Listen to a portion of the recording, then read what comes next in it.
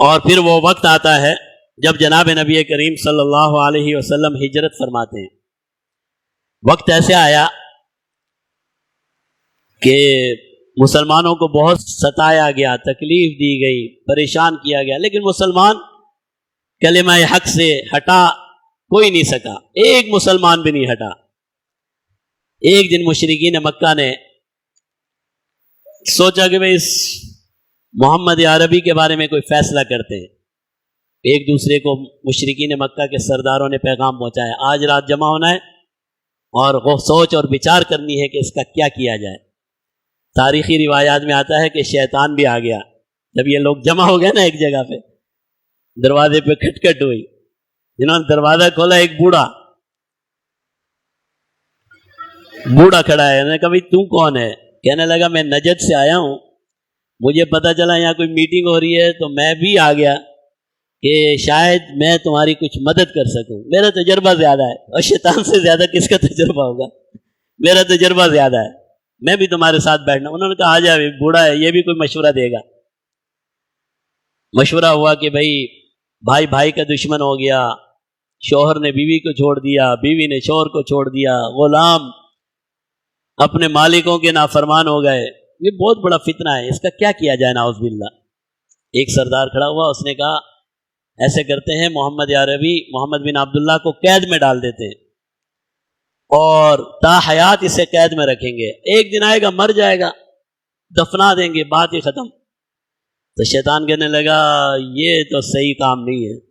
بھئی کیوں صحیح نہیں ہے؟ کہنے لگا تم جانتے نہیں ہو مدینہ میں حبشہ میں اس کے لوگ بیٹھے ہیں، تم نے اس کو پکڑا، وہ لوگ تم پہ حملہ کریں گے، اس کو چھڑا کر لے جائیں گے، پھر کیا کرو گے؟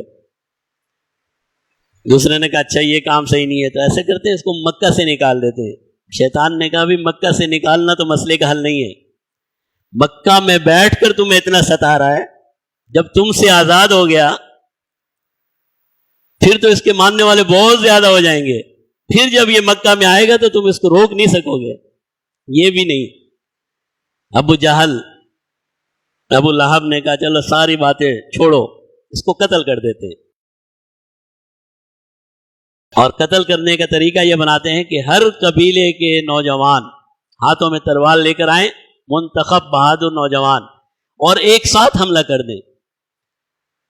ان کا قبیلہ اتنا طاقتور نہیں ہے کہ سارے مکہ سے لڑے گا، بات میرے پاس ہی آئے گی۔ ابو طالب تو فوت ہو گئے، اب میں ان کے قبیلے کا سردار ابو لہب ہوں، ابو جہل سردار ہے، میرے پاس بات آئے گی، میں کہوں گا بھائی لڑ تو نہیں سکتے، دیت لے کر جان چھڑاتے ہیں، دیت لے لیں گے، تم سب مل کر دیت دے دینا، قصہ ختم۔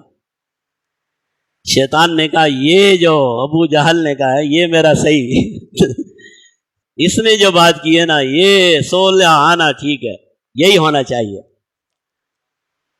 منتخب ہو گئے کہ بھئی جناب نبی کریم صلی اللہ علیہ وسلم کو شہید کر دیا جائے گا۔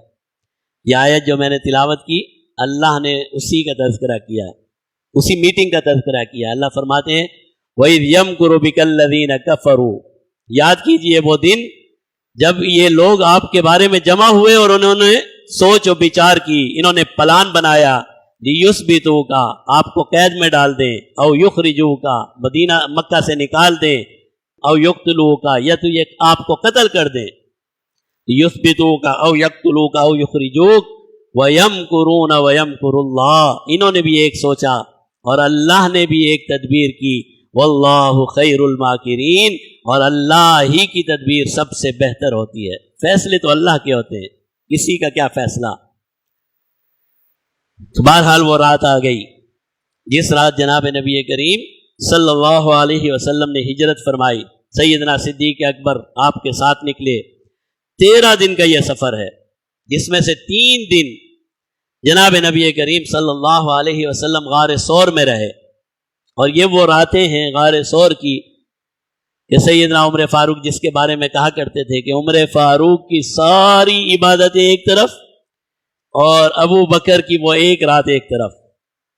جب نبی کریم صلی اللہ علیہ وسلم کے ساتھ صدیق اکبر کے علاوہ کوئی نہیں تھا، اللہ نے قرآن میں بھی اس کا تذکرہ فرمایا۔ تو 13 دن کے بعد جناب نبی کریم صلی اللہ علیہ وسلم مدینہ منورہ میں پہنچ گئے۔ آپ کی نبوت کے یہ 13 سال جو آپ نے مکہ مکرمہ میں گزارے، اور اسی میں روایات میں آتا ہے جب وہ راستہ آ گیا کہ ایک مکہ مکرمہ کی طرف جاتا ہے اور اس کو چھوڑ کر مدینہ منورہ کا راستہ لیا جاتا ہے، پیارے محبوب صلی اللہ علیہ وسلم آپ دیدہ ہو گئے اور آپ نے بیت اللہ کی طرف منہ کیا اور مکہ مکرمہ کو خطاب کیا، اے مکہ تو میرے لیے بہت محبوب اور بہت محترم ہے، اگر میری قوم کے لوگ مجھے نہیں نکالتے تو میں کبھی تجھے نہیں چھوڑتا۔ لیکن جناب نبی کریم صلی اللہ علیہ وسلم مدینہ منورہ تشریف لے گئے۔